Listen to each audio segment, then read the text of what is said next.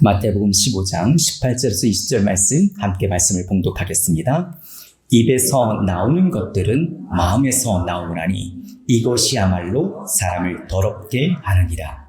마음에서 나오는 것은 악한 생각과 살인과 간음과 음란과 도둑질과 거짓 증언과 비방이니 이런 것들이 사람을 더럽게 하는 것이요 씻지 않는 손으로 먹는 것은 사람을 더럽게 하지 못하느니라.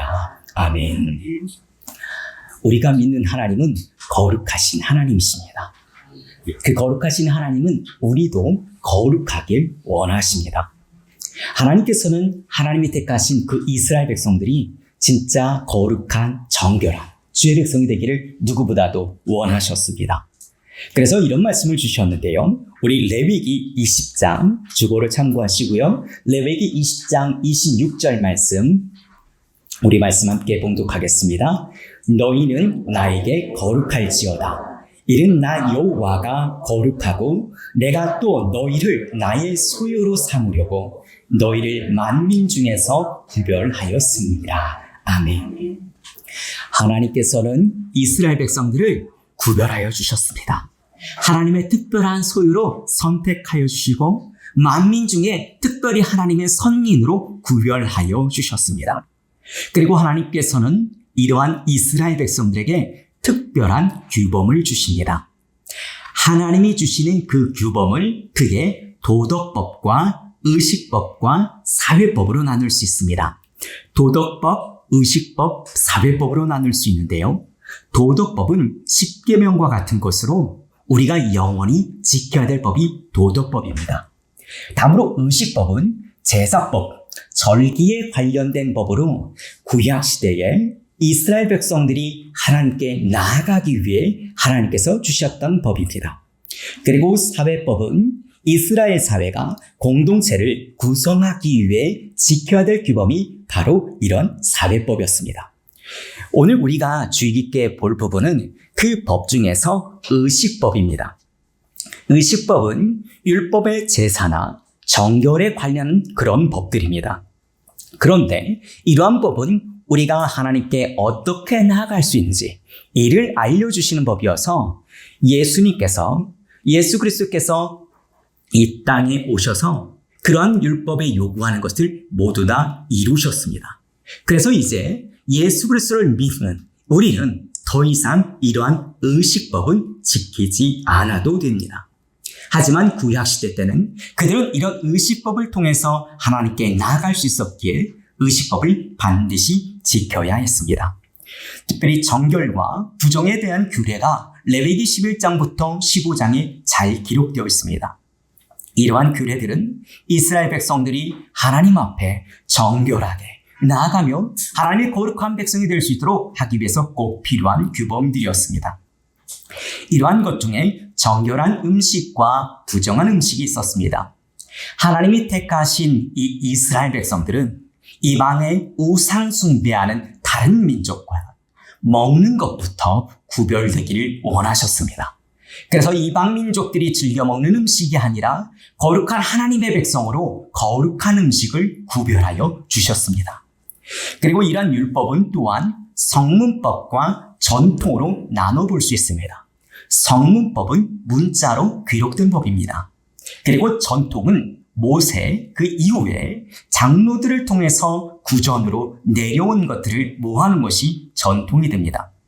그런데 이런 전통이 시대가 거듭나면서 유대인들은 이 장로들의 유전인 이 전통을 율법 이상으로 하나님이 주신 그 성문법 이상으로 여기게 되옵니다.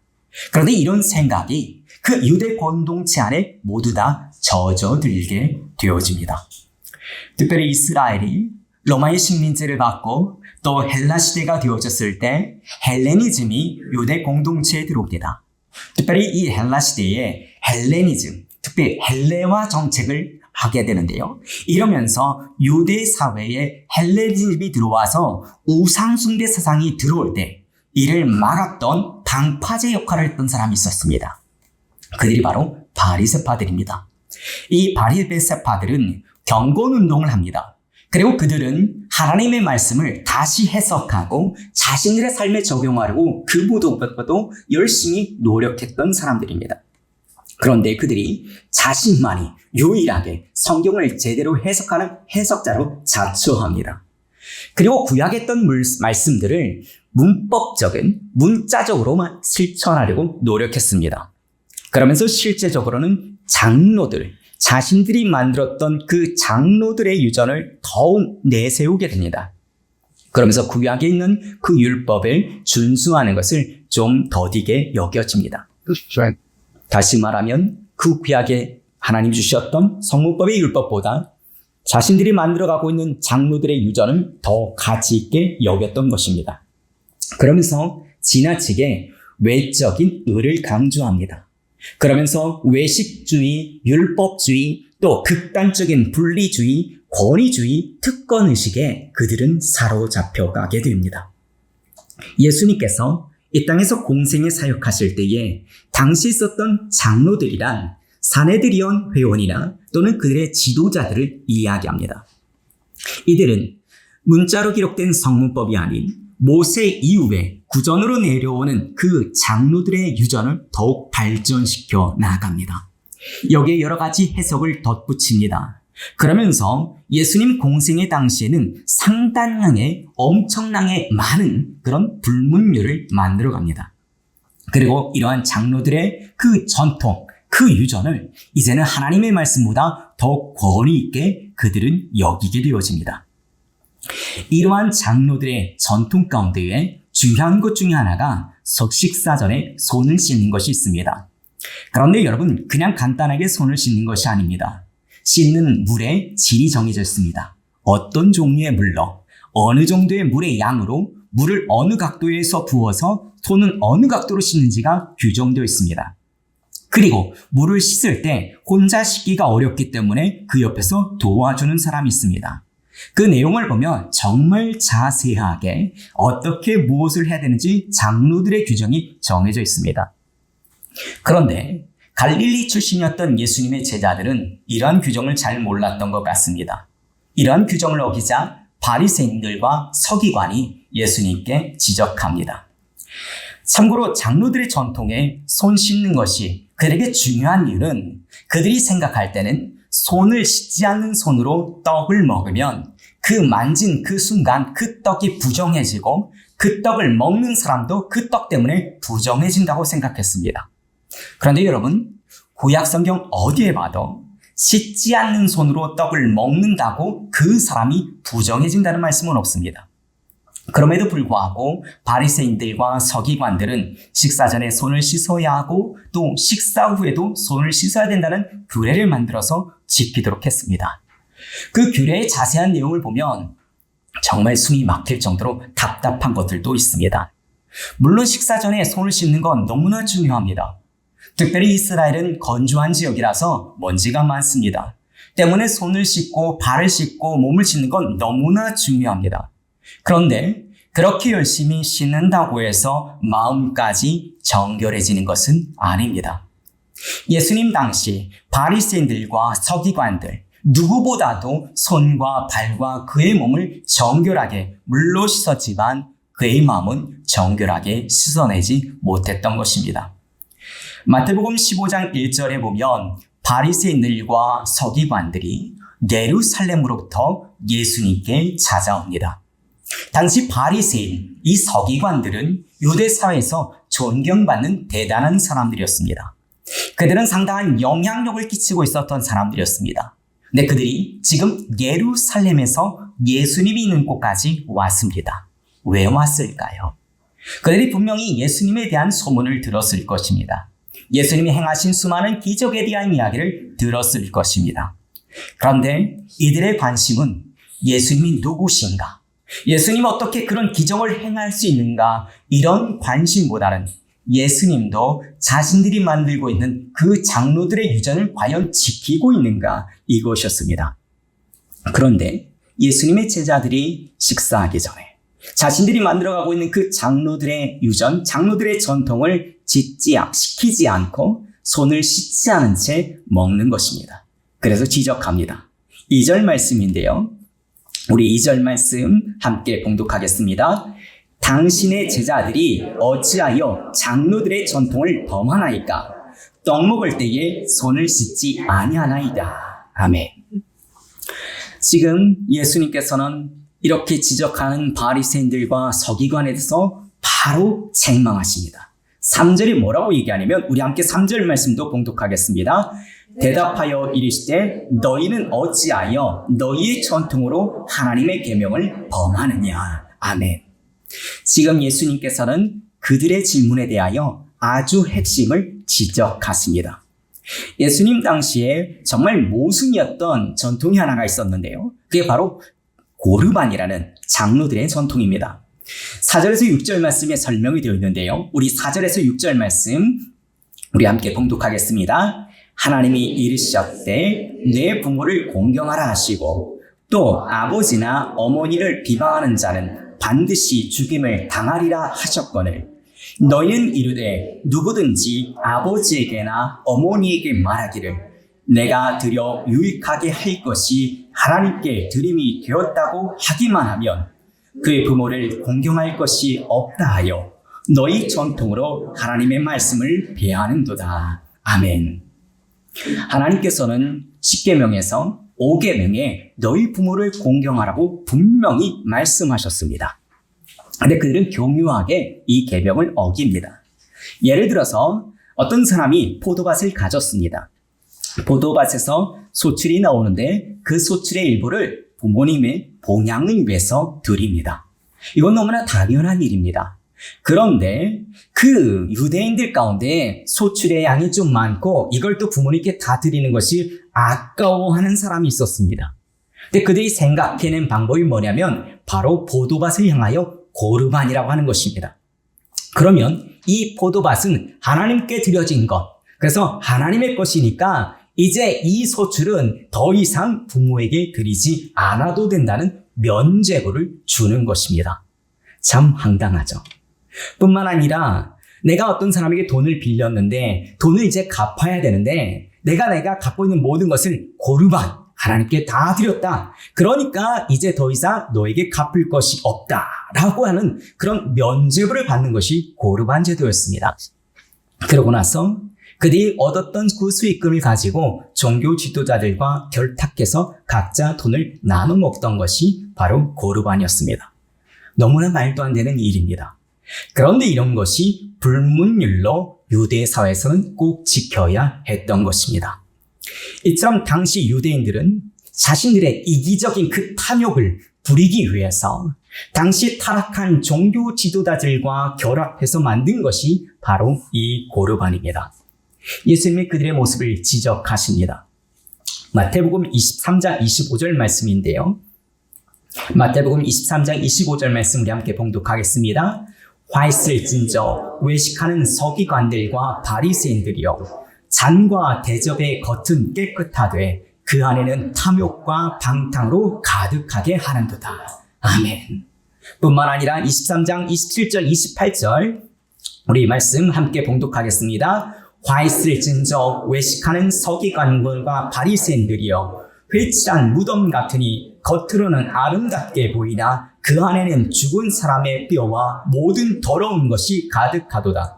이와 같이 너희도 겉으로는 사람에게 옳게 보이되 안으로는 외식과 불법이 가득하도다. 아멘.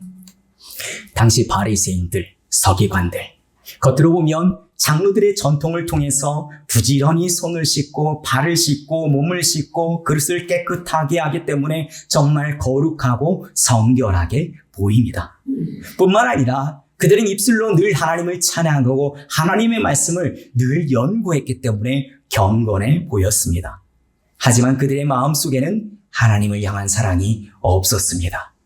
그들은 하나님의 그 계명보다 사람의 말을 더 중요하게 여기는 인본주의자들이었던 것입니다. 로마서 2장에 보면 이들은 하나님을 자랑하고 다른 사람에게 열심히 가르치는 사역을 잘했습니다. 그런데 아이러니하게도 자신들은 가르친 대로 살지 않았습니다. 간음하지 말라, 도둑질하지 말라 라고 가르쳤지만 자신들은 은밀하게 간음하였고 은밀하게 도둑질했습니다.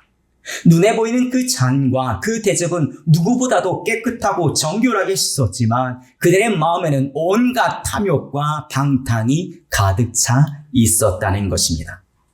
남의 눈에 있는 티는 보지만 자신의 눈에 있는 들보를 보지 못한 사람들이었습니다. 예수님께서는 이처럼 외식하는 그 서기관, 그 바리새인들에 대해서 구약의 예언의 말씀을 이야기하십니다. 우리 마태복음 15장 7절에서 9절 말씀 함께 봉독하겠습니다. 외식하는 자들아, 이사야가 너희에 관하여 잘 예언하였도다. 일렀으되 이 백성이 입술로는 나를 공경하되 마음은 내게서 멀도다. 사람의 계명으로 교훈을 삼아 가르치니 나를 헛되이 경배하는도다 하였느니라 하시고. 아멘. 예수님은 바리새인들과 서기관들을 향해서 외식하는 자들이다라고 꾸짖으셨습니다. 그래서 외식이라는 것은 그 진심은 감추고 겉으로만 그럴듯하게 속이는 것이 외식입니다. 예수님께서는 이사야 선지자가 했던 그 예언의 말씀을 가지고 지금 그들을 책망하고 계십니다. 예수님께서는 당시에 장로들의 유전으로 불문율처럼 지켜왔던 그 규율들을 깨트리고 계십니다. 우리 마태복음 15장 11절 말씀 우리 함께 봉독하겠습니다. 입으로 들어가는 것이 사람을 더럽게 하는 것이 아니라 입에서 나오는 그것이 사람을 더럽게 하는 것이니라. 아멘. 제자들은 이 말씀의 뜻을 잘 이해하지 못합니다. 그래서 예수님께 질문합니다. 예수님, 이게 무엇인가요? 그래서 17절, 19절에서 설명해 주십니다. 우리 마태복음 15장 17절, 19절 말씀 우리 함께 봉독하겠습니다. 입으로 들어가는 모든 것은 배로 들어가서 뒤로 내버려는 줄을 알지 못하느냐. 입에서 나오는 것들은 마음에서 나오나니 이것이야말로 사람을 더럽게 하느니라. 마음에서 나오는 것은 악한 생각과 살인과 간음과 음란과 도둑질과 거짓 증언과 비방이니. 아멘. 여기 보면 17절에서 입으로 들어가는 것은 모든 것은 배로 들어가서 뒤로 내버려진다고 말씀합니다. 그렇습니다. 음식은 입으로 들어가서 소화기관을 통해서 배설됩니다. 그리고 배설된 것은 몸 밖으로 내버려지기 때문에 더 이상 사람을 더럽게 하지 못합니다. 그런데 예수님께서는 지금 사람을 더럽게 할 수 있는 것이 바로 죄가 가득한 그 마음에서 나온다고 말씀하고 계십니다. 그래서 19절 말씀에 보면 악한 생각과 살인과 간음과 음란과 도둑질과 거짓 증언과 비방이 바로 그곳에서 나온다고 말씀하십니다. 여러분, 악한 생각, 살인, 간음, 음란, 도둑질, 거짓 증언, 비방. 10계명, 6계명에서 9계명에 나오는 내용들입니다. 더러운 죄로 가득한 그 마음에서 악한 생각과 살인과 간음과 음란과 도둑질과 거짓 증언과 비방이 입술을 통해서 나와서 사람들을 더럽힌다는 것입니다. 손을 씻지 않고 음식을 먹는 것이 사람을 더럽히게 하는 것이 아니라 죄가 가득한 그 마음속에서 나오는 것들이, 입술을 통해서 나오는 것들이 사람을 더럽게 만든다고 말씀하고 계시는 것입니다. 여러분, 마음이 바르고 깨끗하면 그 행동도 바르게 됩니다. 우리의 마음에 따라서 우리의 생각이 달라집니다. 문제는 우리의 마음이 본질적으로 악하기 때문에 우리는 바른 행동을 할 수 없다는 것입니다. 여러분, 인간은 스스로 자신의 마음을 바르고 깨끗하게 할 수 없습니다. 왜냐하면 인간의 마음은 본질적으로 부패했기 때문에 그렇습니다. 왜 이렇게 된 것일까요? 여러분, 인간의 본성은 아담의 불순종 이후로 완전히 부패했습니다. 예레미야 선지자가 만물보다도 거짓되고 심히 부패한 것이 바로 사람의 마음이라고 말씀하셨습니다. 그래서 우리가 신앙생활이란 우리의 마음을 지키는 것입니다. 그래서 잠언 기록자는 모든 지킬 만한 것 중에 더욱 너의 마음을 지키라. 생명의 근원이 이에서 남이라 라고 말씀하여 주셨던 것입니다. 사람이 아무리 선하고 아름다운 일을 많이 한다 할지라도 그의 마음을 지키지 못하고 다스리지 못하면 멸망에 이를 수밖에 없습니다. 솔로몬의 성전을 짓는 것 매우 대단한 일이죠. 아주 큰 일입니다. 그렇지만 그의 마음을 다스리지 못해서 이방 여인들에게 마음을 뺏기자 그의 나라가 멸망하게 되었습니다. 우리도 먼저 우리의 마음을 지키는데 힘써야 합니다. 사람이 보통 몸이 아플 때 병원에 가서 약을 받습니다. 그리고 그 약을 먹으면 방금 낫게 됩니다. 그런데 사람의 마음이 건강하지 못해서 이 건강하지 못한 그 마음이 아플 때는 참 회복되는 것이 쉽지 않습니다. 시간도 오래 걸리고 그 아픈 마음이 계속 안 좋은 생각을 일으키게 합니다. 그리고 계속 안 좋은 말들과 안 좋은 것들이 계속 연결돼서 끊임없이 나오게 한다는 것입니다. 여러분, 그런 것들이 나오지 않도록 우리의 마음을 건강하게 늘 지킬 수 있기를 간절히 바랍니다. 예수님께서는 바리새인들과 서기관들이 외식이나 그런 어떤 의식에 눈이 멀어서 하나님이 주신 그 율법의 뜻을 발견하지 못하고 하나님과 상관없이 살아가는 영적인 소경이었습니다. 예수님은 그래서 마태복음 15장 14절에 우리 마태복음 15장 14절 말씀 우리 함께 말씀을 봉독하겠습니다. 그냥 두라. 그들은 맹인이 되어 맹인을 인도하는 자로다. 만일 맹인이 맹인을 인도하면 둘 다 구렁이에 빠지리라 하시니. 아멘. 오늘날도 성경을 가르치고 또 성경을 믿는다고 하지만 그 성경 말씀의 본질인 그 하나님의 그 참된 그 예수 그리스도의 참된 그 뜻과 의미를 깨닫지 못하면 우리 또한 영적 소경이 될 수 있습니다.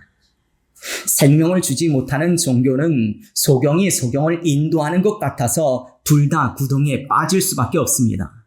둘 다 지옥불에 떨어질 수밖에 없습니다. 오늘 본문에서 예수님은 입으로 들어가는 것이 사람을 더럽게 하지 못하므로 모든 음식은 정결하다고 말씀하십니다. 그런데 이 말씀이 당시 유대인들에게는 매우 낯선 말씀이었습니다. 그런데 그 말씀이 진짜 진리임을 깨닫고 그들은 그 말씀을 통해서 참 자유와 평안을 누리기 시작했습니다. 장로들의 그 전통을 통해서 억눌렸던 자들이 주 예수 그리스도께서 주시는 그 말씀의 올바른 해석을 통해서 참된 평화와 기쁨을 누리기 시작했다는 것입니다. 성자 하나님이신 예수 그리스도께서 이 땅에 오심으로 말미암아 더 이상 이제 우리는 그러한 제사를 통해서 구약에 있었던 그런 의식법을 더 이상 지키지 않아도 되게 되었습니다. 구약에서 얘기했던 정결한 음식과 그 부정한 음식은 이제 하나님이 택하셨던 이스라엘 백성들과 우상 숭배했었던 그 이방인을 구별하는 의미로 사용되었지. 이제 우리는 예수 그리스도를 믿는 그리스도인으로서 예수 그리스도께서 십자가에서 모든 인류를 위하여 대속제물로 제물이 되어주심으로 말미암아 이제 이스라엘 사람들뿐만 아니라 모든 이방인들도 하나님께서 구원할 수 있도록 그 길을 열어주시고 그들에게 교회라는 곳으로 불러주시고 하나가 되게 하여 주셨다는 것입니다. 그러므로 이제 우리는 더 이상 그런 의식법인 그런 더 이상 부정한 음식이 우리에게는 없습니다. 입으로 들어가는 것은 사람을 더럽게 할 수 없다는 것입니다. 오히려 사람을 더럽게 하는 것이 그의 본질이 바로 죄라는 것을 다시 한번 말씀해 주십니다. 마음에 가득한 죄가 입으로 나와서 사람을 더럽게 하는 것입니다. 그렇다면 우리가 어떻게 우리의 마음을 정결하고 깨끗하게 할 수 있을까요? 오늘 계속 찬양했던 주제가 제 마음을 너무나 심금을 울렸던 것 같아요. 같이 정말 성령의 교통하심이 이게 아닌가 생각이 들었어요. 십자가의 보혈밖에 없습니다. 네. 아멘. 십자가의 보혈밖에 없어요. 우리의 마음을 깨끗하고 정결하게 할 수 있는 건 오직 십자가의 보혈의 능력밖에 없습니다. 죄로 더러워지고 부패한 마음을 다른 것으로는 결코 깨끗하게 씻어낼 수가 없어요. 아무리 좋은 책을 읽고 아무리 고상한 음악을 듣고 아무리 명상을 하고 아무리 고행을 하고 아무리 수행을 한다고 할지라도 우리의 마음이 정결해지지 않아요. 오직 예수 그리스도의 십자가의 보혈로만 우리의 마음을 깨끗하게 할 수 있음을 믿으시기 바랍니다. 우리 히브리서 9장 13절 14절 말씀입니다. 우리 히브리서 9장 13절 14절 말씀 함께 봉독하겠습니다. 염소와 황소의 피로와 암송아지의 죄를 부정한 자에게 뿌려 그의 육체를 정결하게 하여 거룩하게 하거든. 하물며 영원하신 성령으로 말미암아 흠없는 자기를 하나님께 드린 그리스도의 피가 어찌 너희 양심을 죽은 행실에서 깨끗하게 하고 살아계신 하나님을 섬기지 하지 못하겠느냐. 아멘. 예수 그리스도의 십자가의 보혈의 피밖에 없음을 믿으시기 바랍니다. 우리가 예수 그리스도의 십자가의 보혈의 피를 의지할 때에 성령님께서 우리의 마음에 묵은 죄를 제하여 주시고 우리의 마음을 정결하게 하여 주시는 것입니다. 베드로전서 1장 18절에서도 그렇습니다. 예수 그리스도의 보혈의 피밖에 없다고 말씀합니다. 우리 베드로전서 1장 18절 19절 말씀 함께 봉독하겠습니다. 너희가 알거니와 너희 조상이 물려준 헛된 행실에서 대속함을 받은 것은 은이나 금같이 없어질 것으로 된 것이 아니요 오직 흠없고 점없는 어린 양 같은 그리스도의 보배로운 피로 된 것입니다. 아멘. 오직 예수 그리스도의 보혈의 피밖에 없습니다. 다음으로 우리가 우리의 마음을 깨끗하고 정결하기 위해서는 늘 우리의 자신의 죄를 회개하고 기도하는 삶을 살아야 합니다. 죄의 보혈이 우리 안에 능력으로 나타나려면 우리는 우리 자신의 죄를 날마다 하나님 앞에 낱낱이 자백하며 회개해야 합니다. 뿐만 아니라 날마다 하나님께 간절히 기도하며 주의 보혈이 날마다 내 삶을 붙잡을 수 있도록 그 보혈을 기도하고 기억하고 의지해야 합니다. 이러한 것이 기도 생활을 통해서 가능합니다. 우리가 기도를 통해서 성령이 충만할 때 그 성령님의 인도하심으로 하나님과의 교제가 우리 가운데 충만하여집니다. 그러므로 우리는 죄와 싸워 이길 수 있는 것입니다. 죄사함의 은혜는 결코 율법에서 정해진 어떤 의식으로 이루어지는 것이 아니라 우리의 죄를 자백하며 그 하나님께서 주시는 그 은혜 가운데에 이루어지는 것입니다. 요한일서 1장 9절에서 만일 우리가 우리의 모든 죄를 자백하면 저는 미쁘시고 의로우사 우리의 죄를 사하시며 모든 불의에서 우리를 깨끗게 하실 것이오라고 말씀하여 주셨습니다. 하나님의 은혜는 오직 예수 그리스도의 흘리신 그 보혈의 피로 말미암아 가능한 것입니다. 세 번째로 우리의 마음을 깨끗하고 정결하기 위해서는 우리의 마음을 하나님의 거룩한 말씀으로 가득 채워야 합니다. 우리의 마음은 빈 항아리와 같습니다. 신앙은 비우는 것이 아니라 채우는 것입니다. 무언가로 제대로 채우지 못하면 안 좋은 것이 가득 찹니다. 하나님의 말씀으로 우리의 마음을 채우지 못하면 세상적인 쾌락주의, 이기주의, 물질 만능주의, 인본주의 사상들이 우리의 마음에 가득 차게 됩니다.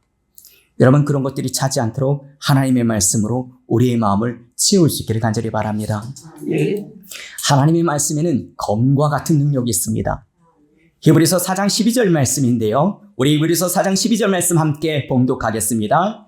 하나님의 말씀은 살아있고 활력이 있어 좌우의 날선 어떤 검보다 예리하여 혼과 영과 및 관절과 골수를 찔러 쪼개기까지 하며 또 마음의 생각과 뜻을 판단하라니. 아멘. 그렇습니다. 하나님의 말씀이 우리의 마음에 악하고 더러운 것들을 잘라내 주십니다. 그리고 우리를 거룩하고 순결하게 지켜주시는 것입니다. 특별히 우리가 하나님의 말씀을 가까이 하고 주의 말씀을 묵상하고 그의 말씀을 암송하며 그의 말씀을 기억하게 되면 그의 말씀이 우리 안에서 선한 영향력을 나타내게 됩니다. 그럴 때 죄의 먹구름이 거치고 사랑과 희락과 화평과 양성과 우유와 절제와 같은 성령의 열매가 맺히게 되는 것입니다. 말씀을 정리하겠습니다. 우리가 하나님 앞에서 깨끗하게 살아갈 수 있는 그 비결은 우리의 마음의 죄악을 주님 앞에 버리는 것입니다. 겉으로는 우리가 하나님께 나아가 예비하며 우리가 경건의 모습은 나타낼 수 있지만 그 마음의 죄의 더러움, 그 가득함은 예수 그리스도의 보혈이 아니면 깨끗하게 씻어낼 수 없습니다. 이게 씻겨지지 않으면 하나님과의 친밀한 영적 교제가 이루어지지 않습니다. 그러면 하나님의 사랑, 하나님의 은혜를 말하지만 위선할 수밖에 없는 위선자로 될 수밖에 없습니다. 여러분, 우리는 종교적인 외식주의에 빠지지 않기를 간절히 바랍니다.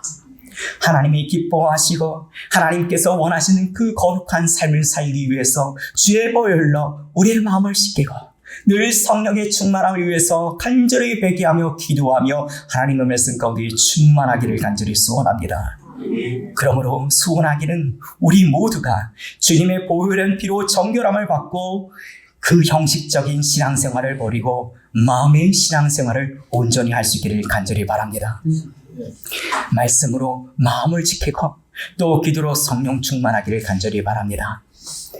잠언 16장 32절 말씀인데요. 우리 말씀 한 번만 같이 읽겠습니다. 잠언 16장 32절 말씀 우리 함께 봉독하겠습니다. 자기의 마음을 다스린 자는 성을 빼앗는 자보다 나으니라. 아멘. 마음을 지키는 것 쉽지 않습니다. 마음을 지키는 것 성을 뺏는 것보다 낫다고 이야기합니다. 그러므로 우리가 마음속 깊은 곳부터 정말 진심으로 주님을 사랑하고 그 주님의 사랑과 주님의 은혜로 우리가 가까운 나의 가족, 나의 이웃들부터 주 예수 그리스도의 사랑으로 사랑하기를 우리 주 예수 그리스도 이름으로 축원합니다.